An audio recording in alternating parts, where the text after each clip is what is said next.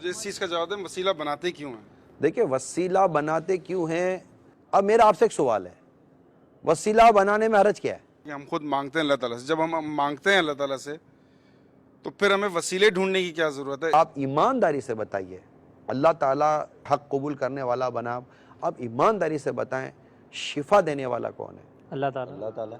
آپ نے کبھی ڈاکٹر کو کہا ہے کہ ڈاکٹر صاحب بس صحیح کر دو میرے کو؟ کبھی کہا ہے؟ کہتے رہتے ہیں لوگ۔ اب نہیں، میں جو پوچھنا چاہتا ہوں ایمانداری سے بتائیے گا، بالکل کہتے ہیں۔ میں اگر ایک میرے سامنے ڈاکٹر ہے، ایک وقت کی نماز نہیں پڑھتا فی الحال مثال کے طور پر، اور میں کہتا ہوں ڈاکٹر صاحب بہت طبیعت خراب ہے، پلیز مجھے صحیح کر دو، کیا کسی کے دل میں خیال آیا یار تم ڈاکٹر سے کیوں شفا مانگ رہے ہو؟ یار شفا تو اللہ دے گا، ڈاکٹر سے خالی دوائی لو، چپ چاپ دوائی کھاؤ اور جا کر اللہ سے دعا کرو، یا اللہ میں نے یہ کوشش کی، تو نے سبب پیدا کیا، میں نے سبب تو لے لیا، اب ڈاکٹر کو شفا بولنے کی کیا ضرورت ہے کہ ڈاکٹر صحیح کر دو؟ ڈاکٹر صحیح تو نہیں کر سکتا، کنیا کوئی ڈاکٹر صحیح نہیں کر سکتا، بندہ صحیح تبھی ہوگا جب اللہ شفا دے گا، یہ طے ہے۔ ڈاکٹر دوائی دیتا ہے، بندہ صحیح نہیں ہوتا ہے یا نہیں ہے؟ اسی طرح کئی مزارات پہ جا کر ہم دعا کرتے ہیں، دعائیں قبول ہوتی نظر نہیں آتی، اصل دعا کا قبول کرنے والا کون ہے؟ اللہ۔ جس طرح ایک ڈاکٹر سے ہم شفا کی بات کرتے ہیں تو شیطان وہاں وسوسہ نہیں لاتا ہمارے دلوں میں، کیونکہ ہم جانتے ہیں کہ ہم جس ڈاکٹر کو کہہ رہے ہیں وہ ڈاکٹر شفا دینے والا نہیں ہے، یہ ایک سبب ہے، ہم اس کو کہتے ہیں ڈاکٹر صاحب ایسی دوا دے دو جس سے میرے کو صحیح ہو جائے، تو اللہ کے ولی کی بارگاہ میں یہ کہتے ہیں اللہ کے ولی کو کوئی ایسی دعا کر دو کہ اللہ تعالیٰ مجھے اس مشکل سے نجات دے دے۔ وسیلہ اسی شے کا نام ہے کہ بندہ اللہ کے اس نیک بندے کے ذریعے اللہ تعالیٰ کو قرب پاتا ہے۔ وسیلہ کیوں پیش کرتے ہیں، اس کا فائدہ کیا ہے؟ کیا اللہ تعالیٰ سے دعا مانگنی ہو تو بغیر وسیلے کے نہیں مانگی جا سکتی؟ جب وسیلے کے بغیر بھی دعا مانگی جا سکتی ہے تو پھر وسیلہ پیش کرنے کی کیا ضرورت ہے؟ اس سوال کا بڑا سمپل سا جواب یہ ہے کہ دین وہ نہیں جو ہم سوچتے ہیں اور جو ہم سمجھتے ہیں، دین وہ ہے جو اللہ کے محبوب صلی اللہ تعالیٰ علیہ وآلہ وسلم نے ہمیں عطا فرمایا، دین وہ ہے جو اللہ کے نبی صلی اللہ علیہ وآلہ وسلم کے ذریعے صحابہ کرام تک پہنچا اور جو انہوں نے دین کو سمجھا۔ اب انہوں نے دین کو سمجھ کر اور نبی پاک علیہ الصلوۃ والسلام نے جو دین پہ پہنچایا اس میں جو چیز موجود ہے ہم نے اسے تسلیم کرنا ہے۔ کیا فائدہ ہے، کیوں ہے، کس لیے ہے، کیوں نہیں ہے، یہ سب سوال بعد میں ہیں۔ اگر ایک بات نبی پاک صلی اللہ علیہ وآلہ وسلم کے عمل مبارک سے ثابت ہے، آپ کے عمل مبارک سے ثابت ہے، اس پر ہم اپنی عقل کے گھوڑے نہیں دوڑا سکتے کہ بھی کیا فائدہ ہے، اس کے بغیر کیوں نہیں ہو سکتا۔ اب بات یہ ہے کہ وسیلے کا طریقہ نبی پاک صلی اللہ علیہ وآلہ وسلم نے خود سکھایا، صحابہ کرام کی زندگی کا معمول تھا کہ اللہ کی بارگاہ میں دعا میں وسیلہ پیش کرتے تھے۔ اب نبی پاک علیہ الصلوۃ والسلام نے سکھایا وسیلہ، اور صحابہ کرام کی زندگی کا معمول تھا دعا کے اندر وسیلہ پیش کرتے تھے۔ اب بتائیے کہ کیا اس کے بعد یہ سوال ہو سکتا ہے کہ بھی کیوں؟ بھئی کیوں کا جواب تو تب ہو کہ جب کوئی بات دین میں ثابت نہ ہو اور اس کے بارے میں سوال کیا جائے، کہاں سے ثابت ہے، کیسے ہے، کیوں ہے، کب ہے، کیا فائدہ ہے۔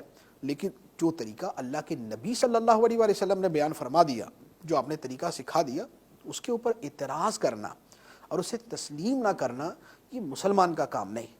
اب نبی پاک علیہ الصلوۃ والسلام نے کہاں سکھایا؟ وہ جو میں نے اوپر حدیث مبارک عرض کی تھی، ترمذی، ابن ماجہ، سنن نسائی، مستدرک حاکم اور طبرانی کے حوالے سے جو حدیث ذکر کی تھی، جس میں نبی پاک صلی اللہ علیہ وآلہ وسلم نے خود نابینا صحابی کو سکھایا تھا کہ جنہوں نے عرض کیا کہ یا رسول اللہ میرے لیے دعا فرمائے، اللہ تعالیٰ مجھے عافیت عطا فرما دی، یعنی مجھے آنکھوں کا نور عطا فرما دے۔ تو سرکار علیہ الصلوۃ والسلام نے فرمایا کہ چاہو تو صبر کرو جنت ملے گی، اور چاہو تو میں دعا کر دیتا ہوں۔ عرض کی حضور دعا ہی فرما دیں۔ تو نبی پاک علیہ الصلوۃ والسلام نے فرمایا کہ جاؤ وضو کرو اور اچھا وضو کرو اور پھر یہ دعا مانگو۔ اور وہ دعا کیا تھی؟ اللہم انی اسألک واتوجہ الیک بنبیک محمد النبی الرحمہ، یا محمد انی توجہت بک الی ربی فی حاجتی ہذہ لتقضی لی اللہم فاشفع فی۔ نبی پاک علیہ الصلوۃ والسلام سکھا رہے ہیں کہ وہ صحابی اللہ کی بارگاہ میں یہ دعا کرے، اے اللہ میں تیری طرف متوجہ ہوتا ہوں، میں تجھ سے سوال کرتا ہوں اور تیری طرف متوجہ ہوتا ہوں تیرے نبی محمد صلی اللہ علیہ وآلہ وسلم کے وسیلے سے جو نبی رحمت ہیں۔ یا رسول اللہ میں آپ کے وسیلے سے اپنے رب کی طرف متوجہ ہوتا ہوں تاکہ میری حاجت کو پورا کر دیا جائے۔ اے اللہ، آقا کریم صلی اللہ علیہ وآلہ وسلم کی شفاعت میرے حق میں قبول فرما۔ اب یہ طریقہ کس نے سکھایا؟ نبی پاک صلی اللہ تعالیٰ علیہ وآلہ وسلم نے۔ کس کو سکھایا؟ صحابی کو سکھایا۔ صحابی نے اس پر عمل کیا۔ عمل کرنے کا نتیجہ یہ ہوا کہ دعا قبول ہوئی، اللہ تعالیٰ نے آنکھوں کا نور عطا فرما دیا۔ تو اب سارے سوالوں کا جواب اسی کے اندر مل گیا کہ وسیلہ کیوں ہے؟ بھی اس لیے ہے کہ اللہ کے رسول صلی اللہ علیہ وسلم نے سکھایا۔ وسیلے کا فائدہ کیا ہے؟ فائدہ یہ ہے کہ دعا قبول ہو جاتی ہے۔ اچھا، وسیلے کے بغیر کر لیں تو کیا فرق پڑتا ہے؟ تو بھائی یہ سوال تو وہاں جا کے کیا جائے جہاں سب سے پہلے وسیلہ سکھایا گیا۔ نبی پاک علیہ الصلوۃ والسلام سے صحابہ کرام نے تو یہ سوال نہیں کیا کہ یا رسول اللہ وسیلے کے بغیر ہی دعا نہ کر لیں۔ نہیں، صحابہ کرام یہ جرأت ہی نہیں کر سکتے۔ کیوں؟ اس لیے کہ اللہ کے رسول صلی اللہ علیہ وسلم نے ایک بات ارشاد فرما دی، اور جو سرکار نے اجازت دے دی اس پہ سب ختم ہے۔ اس کے بعد آگے کسی شے کی حاجت ہی نہیں ہے مزید کسی پوچھنے کی اور مزید کسی اجازت لینے کی۔ اچھا، دوسری بات میں نے عرض کی تھی کہ وسیلے سے دعا مانگنا یہ صحابہ کرام کا طریقہ تھا، معمول تھا، ایک دعا نہیں، معمول تھا۔ دلیل بخاری شریف کی حدیث سے مبارک ہے۔ بخاری شریف میں ہے سیدنا عمر فاروق رضی اللہ تعالی عنہ کے زمانے میں ایک مرتبہ خشک سالی پڑی۔ خشک سالی یعنی بارش نہیں ہوئی، تو سیدنا عمر فاروق رضی اللہ تعالی عنہ نے اللہ تعالیٰ سے جو دعا مانگی اس کے الفاظ کیا تھے؟ بخاری کے الفاظ ہیں، جلد نمبر 1 صفحہ نمبر 137۔ عرض کرتے ہیں، اللہم انا کنا نتوسل الیک بنبینا صلی اللہ علیہ وسلم فتسقینا وانا نتوسل الیک بعم نبینا صلی اللہ علیہ وسلم فاسقنا۔ ترجمہ، اب ترجمے کے الفاظ پہ غور کیجیے گا۔ اے اللہ، ہم تیری بارگاہ میں اپنے نبی کا وسیلہ پیش کیا کرتے تھے۔ اے اللہ، ہم تیری بارگاہ میں اپنے نبی کا وسیلہ پیش کیا کرتے تھے۔ یہ عمل ہے، یہ تکرار ہے کہ ہم یہ عمل کیا کرتے تھے، اور اے اللہ تو ہمیں بارش عطا فرما دیتا تھا، اور اب ہم تیری بارگاہ میں اپنے نبی صلی اللہ علیہ وآلہ وسلم کے چچا کا وسیلہ پیش کرتے ہیں، ہمیں سیراب کر دے۔ اس حدیث مبارک میں کتنی باتیں کلیئر ہو گئی۔ ایک تو یہ کہ نبی پاک علیہ الصلوۃ والسلام کا وسیلہ پیش کرنا صحابہ کا معمول تھا، ایک۔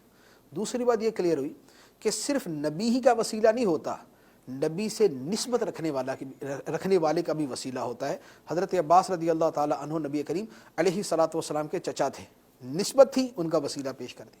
تیسری بات یہ پتہ چلی کہ وسیلہ صرف نبی کا نہیں، غیر نبی کا بھی ہوتا ہے، یعنی ولی ہے، صالح ہے، نیک ہے، متقی ہے، پرہیزگار ہے، اللہ کا مقبول بندہ ہے، اس کا بھی وسیلہ پیش کیا جا سکتا ہے۔ تو جب صحابہ کرام یہ کہتے ہیں کہ اے اللہ، ہم تیری بارگاہ میں اپنے نبی صلی اللہ علیہ وآلہ وسلم کے وسیلے سے دعا کیا کرتے تھے اور تو ہمیں بارش عطا فرما دیتا تھا، تو جب صحابہ کرام اپنا معمول خود بتا رہے ہیں تو ہم جو وسیلہ پیش کرتے ہیں یہ صحابہ کرام کی اسی سنت کی ادائیگی ہے، یہ اسی طریقے کی ادائیگی ہے۔ یہ دو دلیلیں بالکل اختصار کے ساتھ میں نے عرض کر دی ہیں، اگر تفصیل کے اندر جائیں گے تو بہت ساری چیزیں اس کے اندر آ جائیں گی، لیکن یہ دو دلیلیں ایک منصف مزاج کے لیے اور احادیث مبارکہ کو اور اللہ رسول کے فرامین کو تسلیم کرنے والے کے لیے کافی ہیں کہ وسیلہ پیش کرنے کے اندر کوئی حرج نہیں، بلکہ نبی پاک صلی اللہ تعالیٰ علیہ وسلم نے یہ سکھایا اور صحابہ کرام کا معمول تھا۔